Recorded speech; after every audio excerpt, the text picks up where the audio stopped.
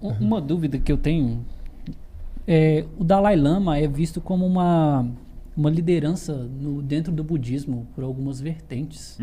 E por que seria? Ele é um cara iluminado, assim, as pessoas consideram? O que eu sei dessa história do Dalai Lama, né? Ele vem do budismo tibetano, né? E no budismo tibetano tem-se... Aí eu posso estar falando besteira, podem chamar um monge tibetano, que acho que ele vai ter muito mais propriedade. Então, se eu falar alguma besteira, me corrijam. Mas o Lama é a ideia de uma reencarnação de um Buda ou de um Bodhisattva, algo assim. É o renascimento, né? Então, já é uma figura que nasce com uma liderança no budismo tibetano. Dalai Lama, ele se mostrou uma pessoa muito sábia ao longo dos anos, né?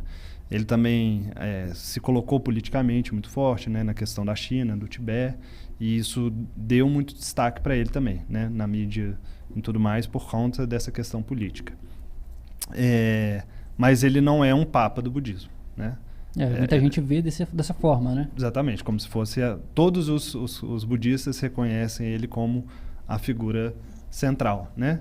Não, ele é a figura central do budismo tibetano.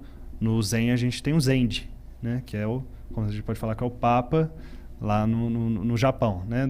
Da Soto Zen. Na Soto Zen é um pouco diferente. É uma pessoa que praticou por muitos anos, que se mostrou, que se provou extremamente iluminada mesmo. Uma pessoa que tem um grau de conhecimento, de sabedoria, não só da matéria das cerimônias, mas pessoal também consigo mesmo, né?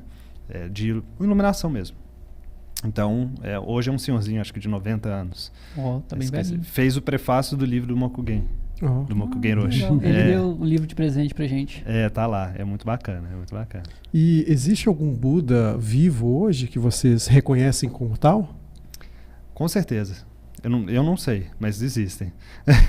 Mas nenhum assim popular, que é um consenso entre os monges? Olha, acho que a primeira coisa, não precisa ser budista para ser um Buda. Jesus era um Buda, com certeza, né? Uma pessoa queira acreditar o que está escrito na Bíblia ou não,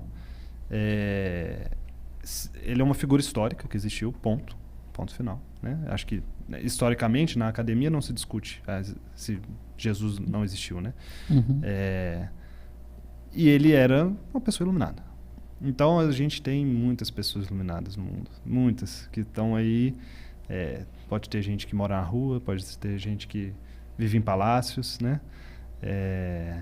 Mas a gente, até onde eu sei, não tem aquele ali é o Buda do contemporâneo.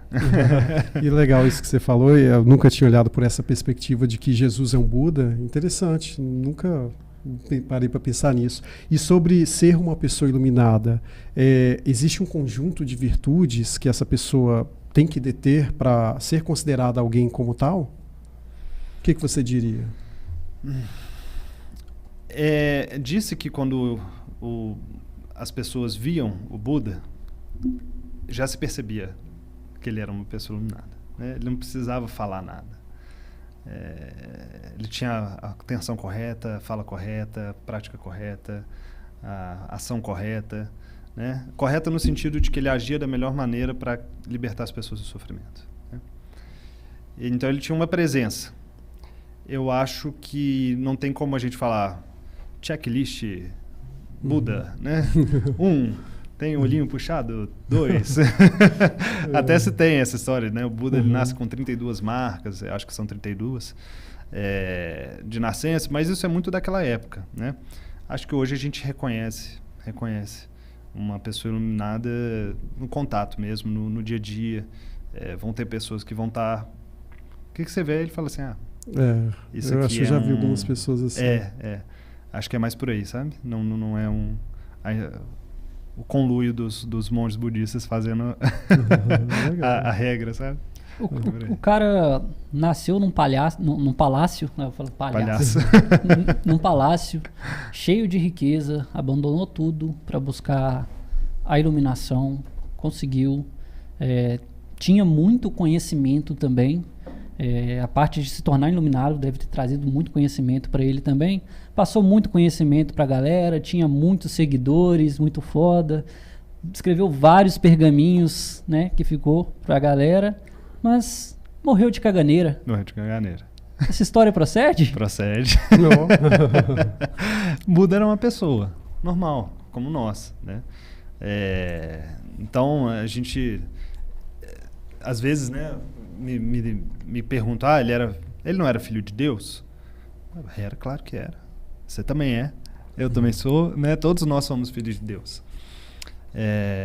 Então, não precisa ter nascido com 32 marcas, não precisa ter nenhuma predição. A gente fala, a questão da vida e da morte é a mais importante de todas. Não desperdice seu tempo em vão. O que a gente está querendo dizer é, pratique, e você só tem essa vida para alcançar a iluminação. Para resolver a questão da vida e da morte, é nessa vida. Então, é para qualquer um. É para qualquer um. Não precisa ser... que nem eu digo, não precisa ir para o Japão. Talvez eu seja muito mais limitado por precisar ir para o Japão. Vai ter gente que vai alcançar a iluminação lavando a louça, que nem você. Eu vou precisar ir para o Japão, porque eu sou muito limitado.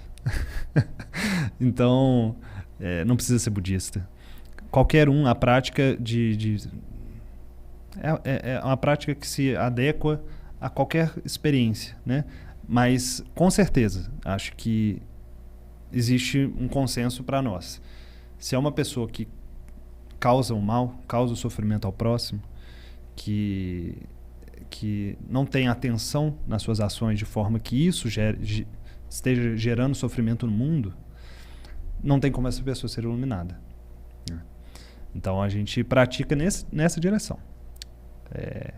Fazer bem para si, para o próximo, conhecer a si mesmo e desapegar dos seus próprios egoísmos, das suas próprias ideias em prol do benefício do mundo, né? Uhum. Mas o que aconteceu? Por que ele chegou a morrer dessa forma? Ter esse fim desastroso? Coitado. Uma coisa, é muito interessante você perguntar isso, porque os monges na época, eles só podiam comer o que era dado para eles. Em contradição, por exemplo, os monges, eles não podiam comer carne. Naquela época, né? Até hoje, dentro de um mosteiro no budismo japonês, Zen, Soto, dentro de um mosteiro não se come carne, né? No dia a dia, como eu disse antes, come-se carne. Quem quiser. Uhum. Mas não se podia comer carne. Mas, em contradição, exatamente comprovando que não é uma religião dogmática, se desse carne, era o que você iria comer. Porque a sua ação de rejeitar a carne, a comida que uma pessoa te deu, causa sofrimento também. Então, o sofrimento da morte do animal, o sofrimento da pessoa te dando, deixando de comer para te dar o que, né? Já causa, assim, né? Desperdício do animal que morreu e também o constrangimento, assim, você recusar a comida que a pessoa... Sim, tem. E na época as pessoas realmente não tinham acesso à comida como a gente tem hoje, né?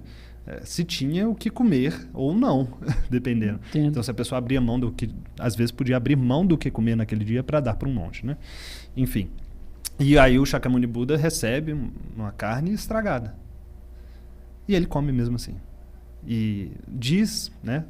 Não sei, não estava lá para ver. Tem uns que dizem que ele sabia que estava estragada. Outros dizem que não. Ou independente. Ele comeu.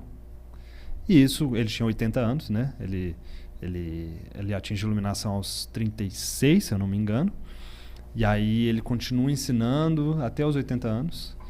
E aí, naquela época também, desinteria era algo muito mais mortal, que até hoje ainda é, né? Mas com 80 anos naquela época, quem diria?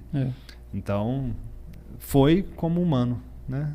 E deve ter muito vegetariano que deve cair matando com argumento, né? Tá vendo? Buda morreu de caganeira porque comeu carne. Para com isso, né?